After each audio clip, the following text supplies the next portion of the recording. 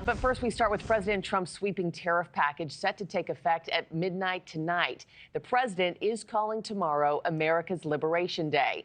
He's promising that the new import taxes will end U.S. reliance on foreign goods and help bring back jobs from overseas. But economists are sounding the alarm that the president is doing too much, too fast, which could backfire. NewsNation's Kelly Meyer has the latest from Washington this morning. So, Kelly, what new tariffs are taking effect, and what does that mean for everyday Americans like you and me? Yeah, hey there, Markie. So that's just the thing. We don't know exactly how wide-ranging these tariffs will be. The tariffs could have gone into effect today, but the president said he didn't want to do it on April Fool's Day. So this Liberation Day, as the White House is dubbing it, is now set for tomorrow, April 2nd. So President Trump said the tariffs will be reciprocal.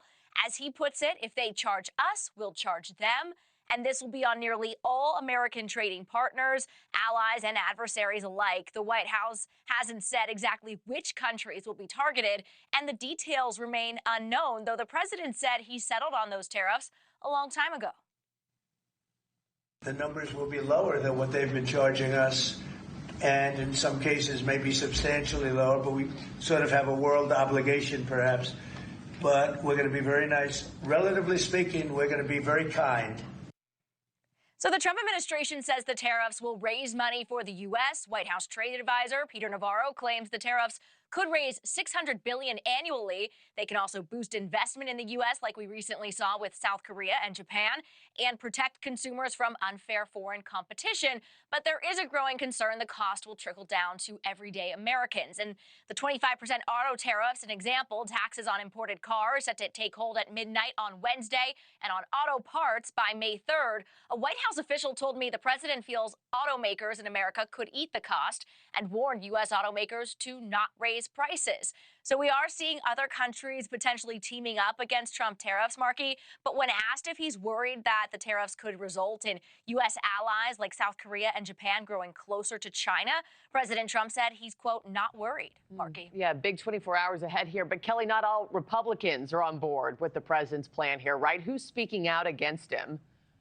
Yeah, and this will be something to watch later today. What Republicans join Democrats in this vote that's happening on Capitol Hill to block blanket tariffs on our neighbor to the north, Canada. So Maine Republican Senator Susan Collins, who frequently votes against some of Trump's policies or nominees, we've seen supporting this resolution. It's led by Virginia Democratic Senator Tim Kaine. So what this would do is terminate the national emergency that President Trump declared last month on Canada to impose those 25% tariffs, saying that it had to do with the fentanyl crisis and fentanyl coming across the border.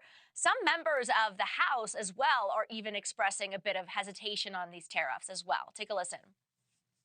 Well, we'll have to look at the facts. I think a lot of folks, there's mixed analysis of what tariffs do.